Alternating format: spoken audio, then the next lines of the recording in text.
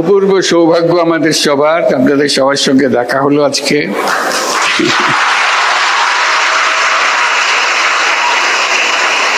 আমরা দেশের সবার পক্ষ থেকে আপনাদেরকে বিজয় দিবসের শুভেচ্ছা জানাচ্ছি।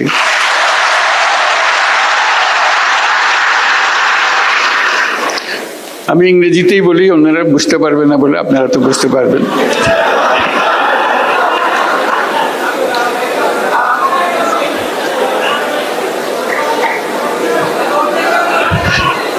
একটু পরে বাংলা বলবো, আগে ইংরেজিতে বলিনি কিছুক্ষণ।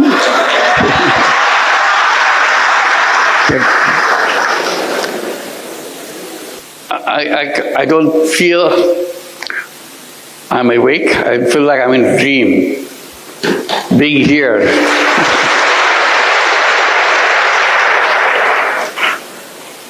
It's a stunning experience to come to such a prestigious, such an influential institution in the whole world. I admired from a distance. In the past, whenever I came,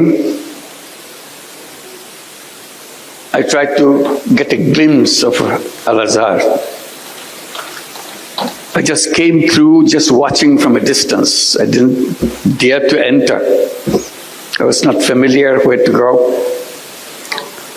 Today you bring me in.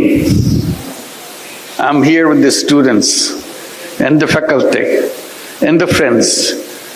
It's an amazing experience, a lifetime experience for me.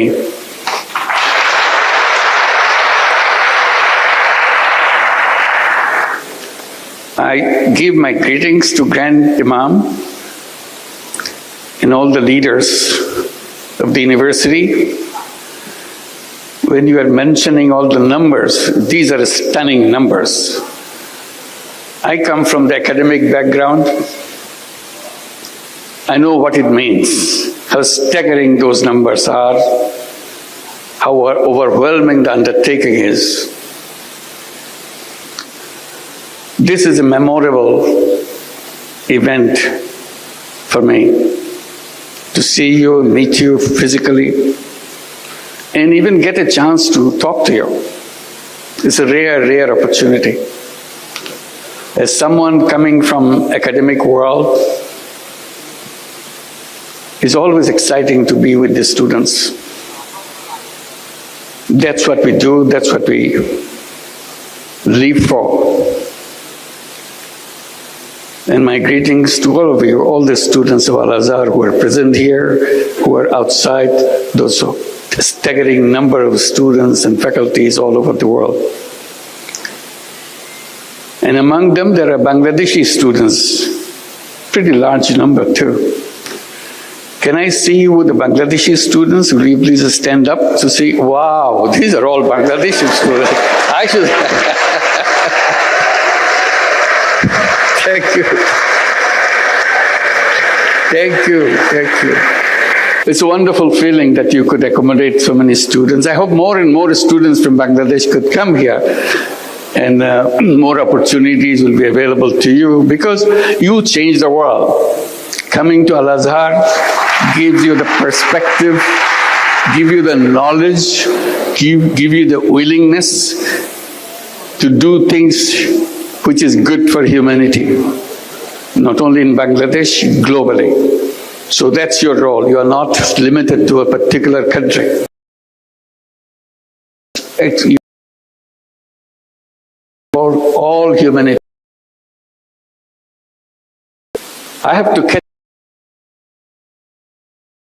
So I have to be brief, and I'll try to share my experiences, what I did as a teacher, what I was trying to do, because this opportunity to interact with the students give me this opportunity to share what my efforts were, initiatives were. My experience in the University of Chittagong began 53 years back. Bangladesh became just independent country at that time. I came back from the United States where I was teaching. They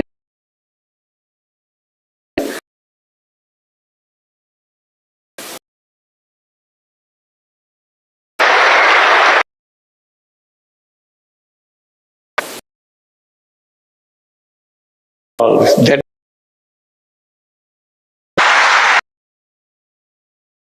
is not something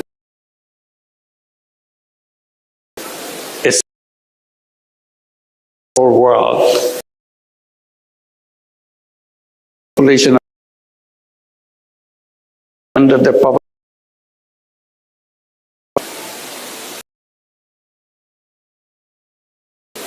And that war, because all the roads were torn apart because of the war of liberation. People's life became very, very difficult. And as I was teaching, trying to see what can be done to make sure the people who live around the campus are reached out to. Because I was campaigning within the faculty of the university saying, if university is the reservoir of all the knowledge of the world, it doesn't matter where it is located, whether it is in a university knowledge, university, all knowledge, faculty reservoir of knowledge. Just limited to the walls of the university? Or should it be available to the people who live around the campus? That became a big debate. And I was campaigning that knowledge is no good if it is not useful for people. So if the university has knowledge, it must reach out and touch the lives of the people who were around it and beyond. And that's what this whole meaning of having an university. So we're trying to see, I was trying to see, not many people paid attention to it. What can be done? And then terrible thing happens in Bangladesh. Terrible, terrible thing. Worst thing that happened to our life in the history of Bangladesh. In 1974, we were hit by a famine. And Bangladeshi students probably heard about it, but others may not. An enormous number of people were dying of hunger throughout the country. You literally see dead bodies on the street every day. They died not because they had some any disease. They died because they couldn't eat. They didn't have enough to eat. And dying by hunger is the most painful way to die. Death approaches very slowly. The day you die, the moment you die, you cannot distinguish, nobody can distinguish at what point you are alive, at what point you are dead. It's a very slow moving process.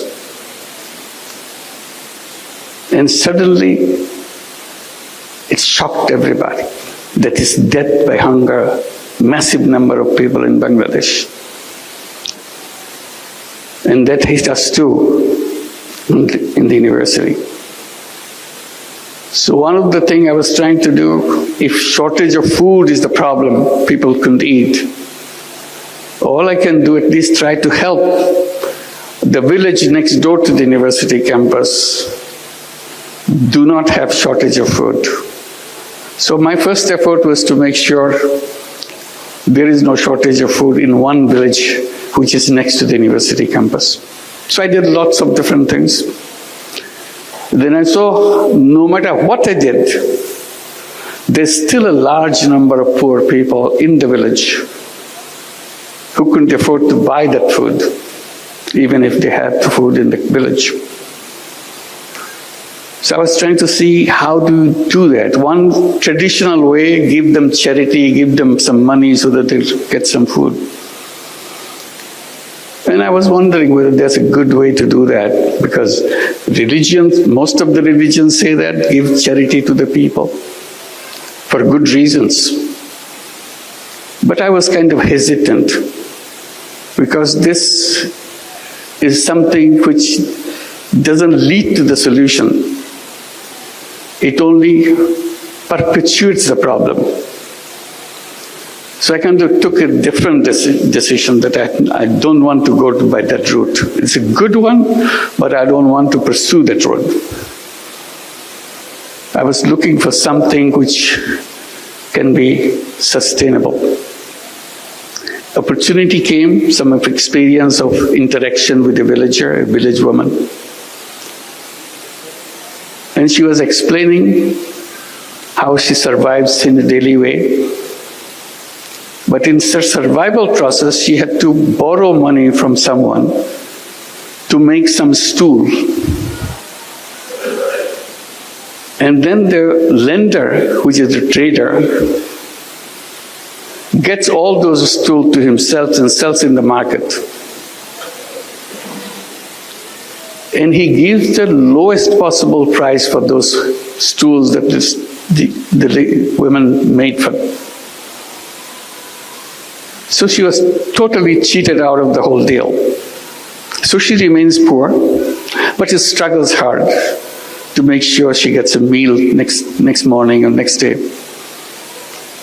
The reason she didn't have the money to buy bamboo, which goes into the stool. I asked her, how much does a bamboo cost? So she borrowed the money from the trader. She said maybe about 50 cents US dollar wise, or maybe a little more if you are looking for a good quality. I said, what if somebody gave you that 50 cents as a loan, can you pay it back? I said, of course I can pay it back, because I pay him much more than that. So paying you back is no big deal. I thought about it. Should I give her the 50 cents and let her be free from the moneylender, trader? Or she should continue the same relationship and see what happens. So I didn't give her the money. But I thought about it. Next morning I came back to her and said, okay, I'll give you the money. The deal is you'll return the money to me once your business is done, and then you can borrow more. So this was the start of something that I continued, because I was so excited that she really paid it back, and I gave her money back again. So I told the villagers, in the meantime I became very familiar with the village women and village people. I said, if you need money, come to me. I'll give you the money. This is in a circumstances, in an environment where money lenders will give you money, and for that money you have to give away everything. Still your money is not paid back. That's what the money lending practices in Bangladesh and many other countries is all about. Here I am, I'm not talking about taking away everything. I'm just asking for the money to be back, that's all. Whatever I gave is returned to me. People thought, oh, it's so easy. So it became very popular. The more popular it gets, more excited I get. Because it helped people. They started doing things and paying me back. Then I thought, this is not my job. I'm a teacher. Why should I lend money to people? This is the job of a bank. So there are several bank branches in the campus. So I went to the bank branch that I'm more familiar with. I told him, why don't you do that? He told me, no, banks don't lend money to poor people. That's not their job. I said, what is your job? So lend money to people who need money, lots of money. I said, that's very funny. You want to give lots of money, but you don't want to give little money. I said, that's banking. I said, that's wrong. That's wrong banking. So I kept summarizing that principle of banking. I still do all the time. It's a very strange principle of banking. The banking principle is very simple. It says the more you have, the more you get. If you have nothing, you get nothing. I said, that's very strange. You have the whole banking structure in the whole world on that principle. It is like that. Still, it's all over the world. I said, banking system is wrong. The first time I became very bold, I started saying banking system is wrong. How should you fix it? I said, very simple. You reverse your principle. The new principle would be the less you have, the more attention you get. If you have more, you have to wait. All bankers laugh at me. That's not banking. I said, that is the banking. If banking has any meaning, it has to touch the life of the people. And touching the life of the people begins by accepting that principle. The less you have, more attention you get. Then bankers said, oh, it will not work. No matter what principle is, but it sounds good, but it will not work. Poor people will never pay back. Then I raised a simple question. How do you know? Have you ever given any money to any poor people? No, we have not, because our system doesn't allow that. I said, then how could you come to that conclusion? Oh, everybody knows that. I said, I don't know that. So I want to practice, I want to find out. So I started doing that and find out everybody pays back. They said, well, it can stay for a while. They are trying to impress you so that they can get more money. The more money they will get, they will stop paying you back. I said, that's your assumption. I will not stop until I face that problem. I will continue. And I continued. As I continued, more and more people came. In the meantime, I started focusing on the poorest people, and the poorest of them are the women. So I said, why don't I start at the poorest level of survival? So naturally went to the women and started doing it with women. And it expanded. Then I said, why don't I create a bank, separate, different kind of bank than the conventional way that you see? The idea of having a bank came at that moment. And I started debating with the government officials, telling them, give us a permission to create a bank. Everybody laughed at it. How can you have a bank for the poor people? I said, like the way I do it. Oh, that's not banking. I said, what would you call it? Banking is about lending money and getting money back and running a sustainable organization. It's a business organization. Nobody believed that. Finally, after many years, I got the permission to create a bank. I called it Grameen Bank or Village Bank and continued to expand. And that became a story after that. So this is how an idea came to challenge an institution. The reason I'm telling this story in details, unless you challenge, nothing will happen. The world will remain the way it is. It is the young people, it is the students who can see things more clearly because they are still looking for things. And that's what you are. Looking for things to do. Looking for changing people's life. Looking for changing the whole world. If you stay where you are, repeating the same thing over and over again, the world will remain where it is. And then I came with the idea that I started telling about.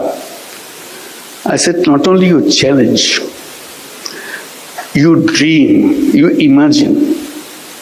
Imagination is a big power. That's very funny. It doesn't cost you anything to imagine. You can imagine anything you want. Imagination doesn't have any limit. But it is a fundamental thing to lead you to change. If you don't imagine, it will never happen. It's a very funny thing.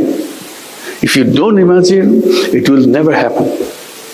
But if you imagine, it has a big chance of happening. So I encourage everybody, all my students, people that I meet, make imagination. Imagine things. Things which are absolutely impossible. Imagine that. And if you keep on imagining, it will happen. So while I do the thing in Grameen Bank and people say it will work in Bangladesh, it will not work anyplace else, it started spreading in other countries. It even came to Egypt. We started some programs in Egypt. Many microcredit programs are introduced. It went to many other countries in Asia. The funny thing is, it was introduced in the United States. In 2008, we set up a program called Grameen America. We started in Jackson Heights, New York. Everybody said, no, this is not Bangladesh. We don't have poor people in the United States. You are making us feel like we are some kind of fools. I said, no, you're not fools. You're very smart people. But you don't realize that you have poor people. Because you keep claiming that you don't have poor people. You are the richest country in the world, quote unquote, richest country in the world.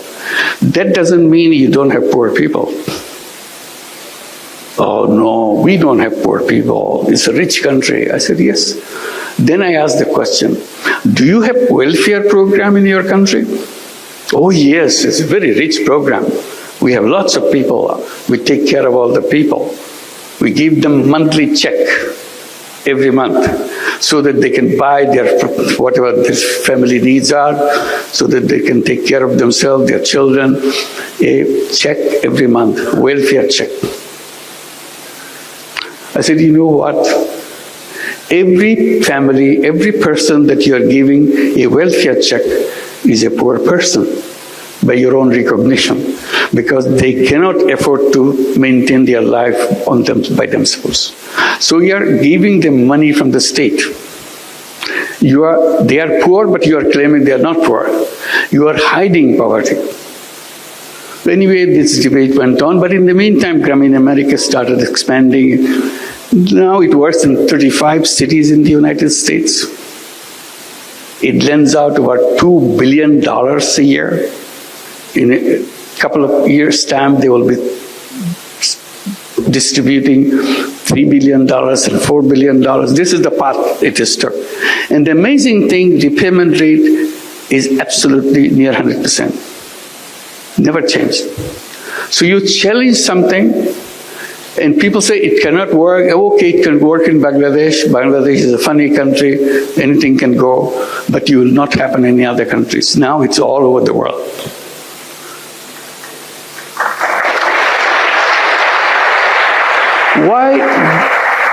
Why women? I explained. And I said, women are not only poor in terms of income, they are also poor in health. If you are poor, you are always poor in health. If you are a poor woman, then all the diseases of the world is heading for you. That's the situation of poor women. So along with microcredit, all the loans that we give, savings that we take, we started looking at the condition of healthcare of the poor women. So we built up a whole healthcare program.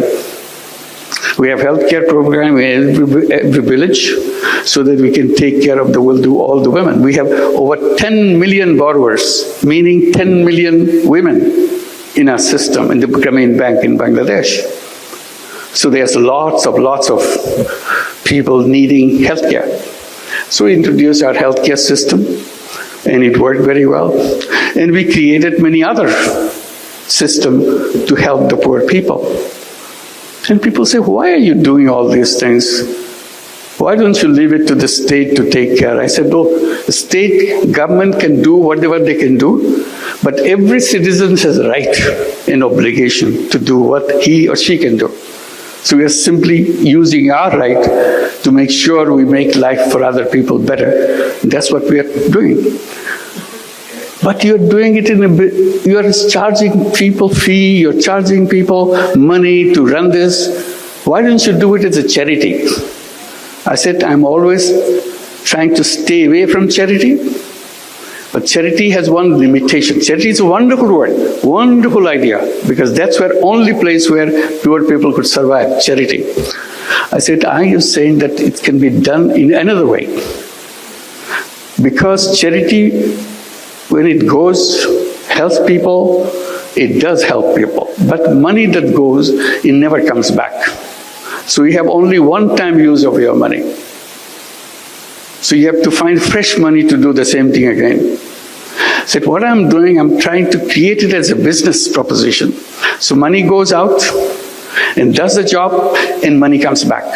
So you use the money again and again, it never stops. I said, this is more powerful.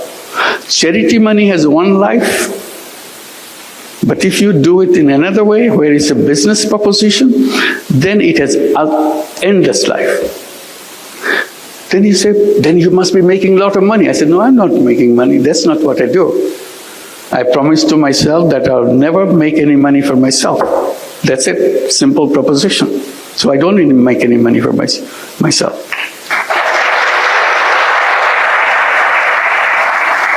Then why are you doing like this? This is not a business then. I said, it is a business. See, we're conflicting. In our classroom, we are told if you are in a business, you have to make money. And the best sign of a good business is to make the profit as high as possible. Profit maximization principle. See, I got stuck with this now. Profit maximization principle. I said, well, that may be the one kind of business, but there are other kind of business.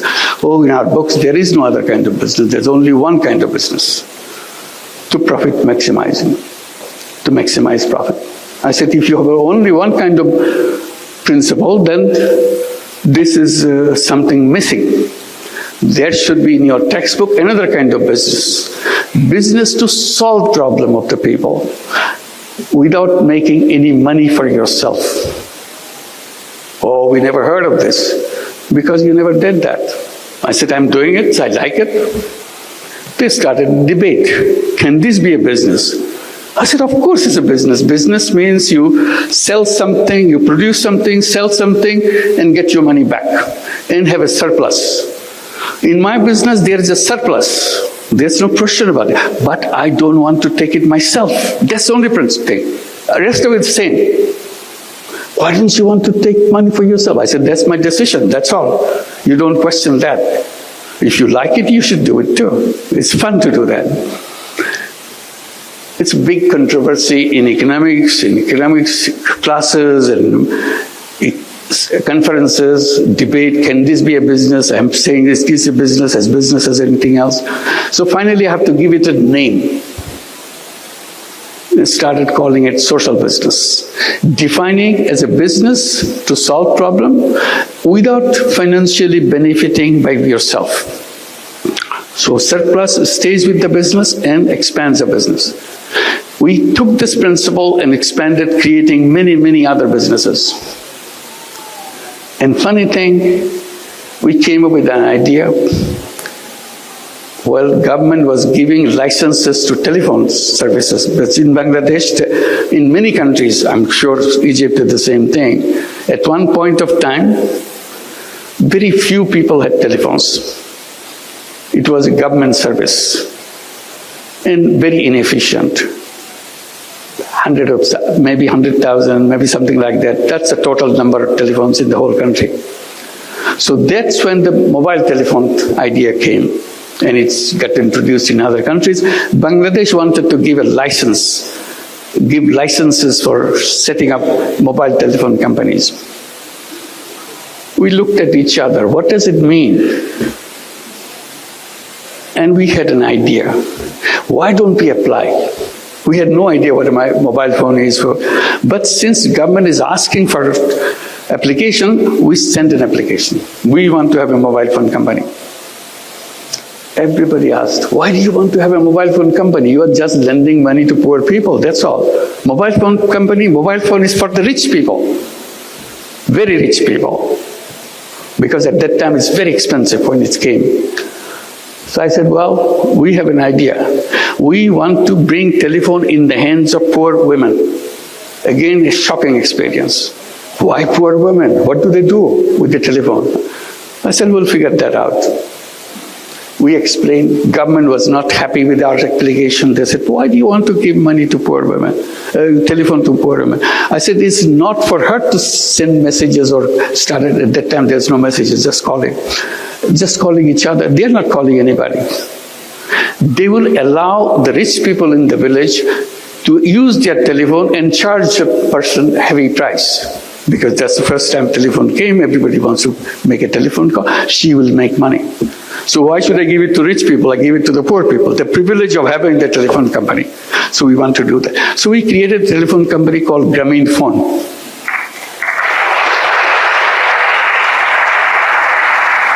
Government official asked, you said your women are illiterate. I said 100%. All our women are illiterate. They cannot read, they cannot write, they cannot even write their names.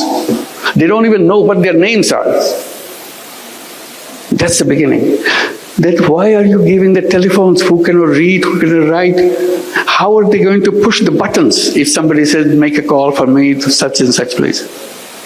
I said, you underestimate poor people. If they find out pushing those numbers bring them money, they will learn it in 10 minutes. There are only 10 numbers in the whole world. So if those numbers bring money, they are smart people. The poor people are poor, but they are not dumb people. They are very smart people. That's how they survive. And literally they did that. They learned those numbers and became very successful telephone companies by themselves, just selling the telephone service in the villages. We call them telephone ladies of the village. Very soon we had 1 million telephone ladies selling services all over Bangladesh. Grameen Phone became the largest telephone company in the country, still the largest company in the country.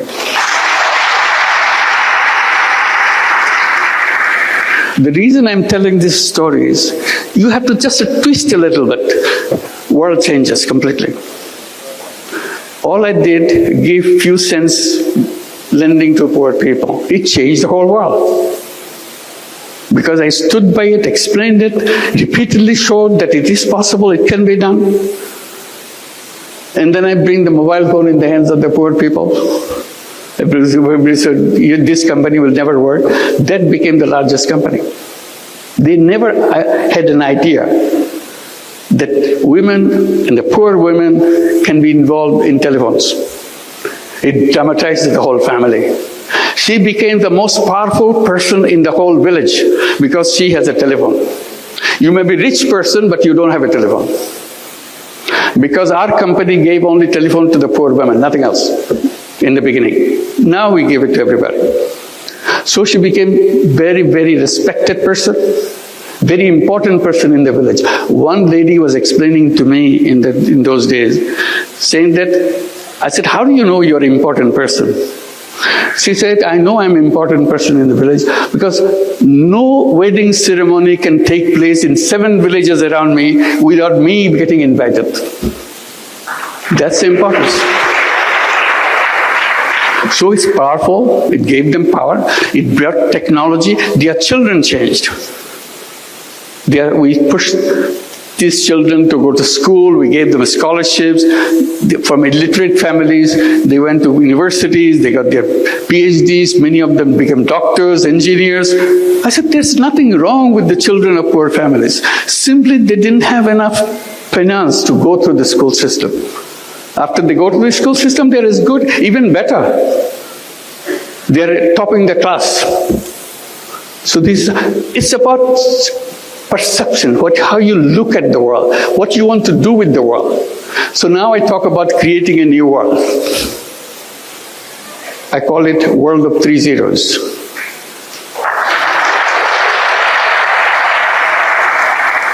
People get a little bit curious. What is it? Zero is nothing. So what 3 zeros mean? It's very simple to remind ourselves. Zero net carbon emission, because we cannot survive unless we achieve that. Zero net carbon emission. Zero wealth concentration. You know, our countries move forward, like Bangladesh has moved forward in the last 53 years. But where did all this money come? Where did it go? It went to the several people, several families in the country.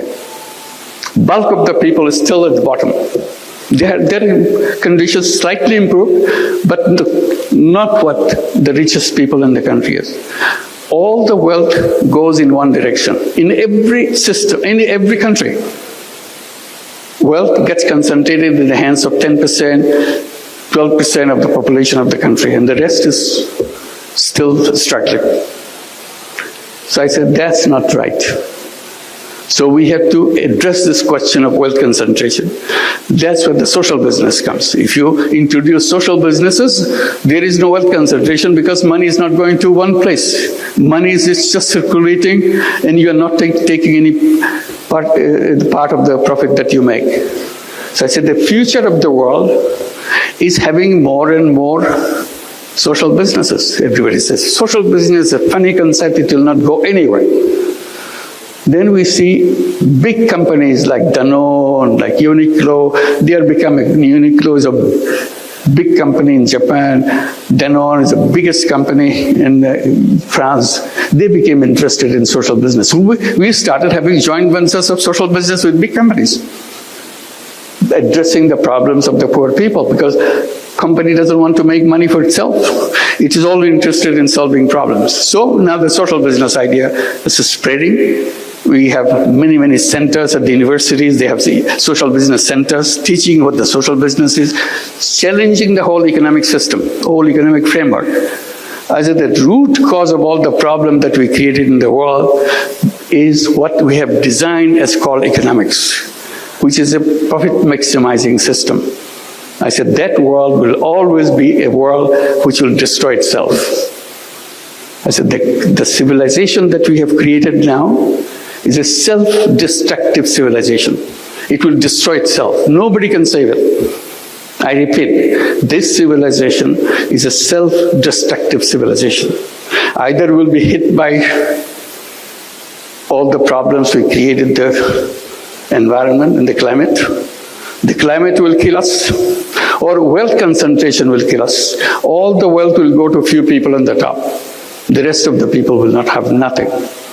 So that society is not tenable. Unless you are sharing the world, society cannot function. And the last one is zero unemployment. That's very interesting. It came because of my experience with microcredit. I said all human beings are born as entrepreneurs, not job seekers. But economics teaches us, get ready, get a good degree, get a good education, get to the best university, so that you get a best job. I said job is a wrong idea, absolutely wrong idea.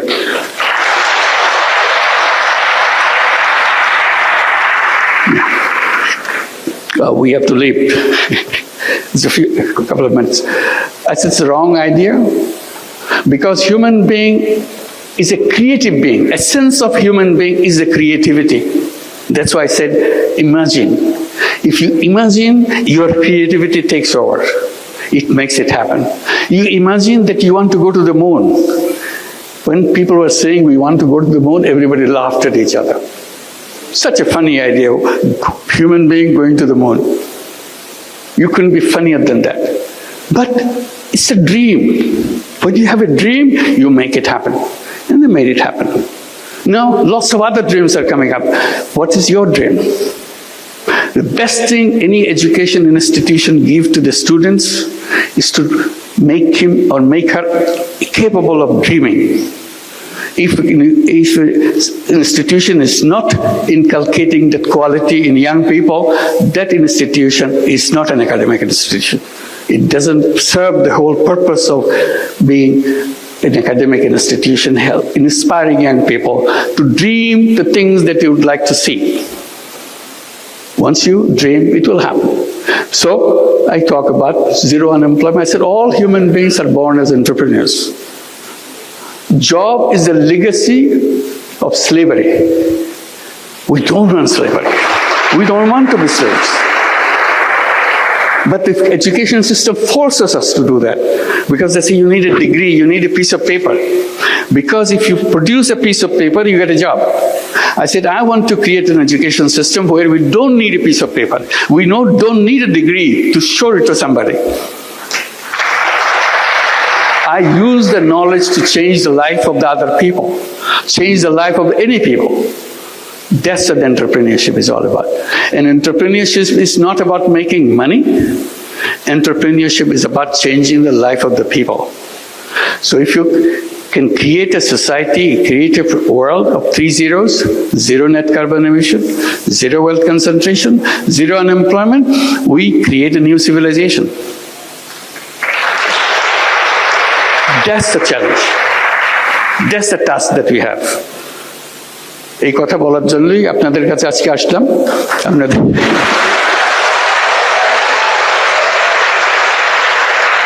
আজকে তাড়াহুড়া করে চলে যেতে হচ্ছে, ভবিষ্যতে আবার দেখা হলে সময় নিয়ে কথা বলবো। আজকে কথা আজখানেই শেষ করি। সবাইকে অসংখ্য ধন্যবাদ। আশা করি যোগাযোগ রাখবেন, আরো বাংলাদেশ থেকে আরো আপনাদের বন্ধুদের নিয়ে আসতে পারেন কিনা দেখেন। আশা করি এটার দেশের কথা। অসংখ্য ধন্যবাদ। Thank you very much for all.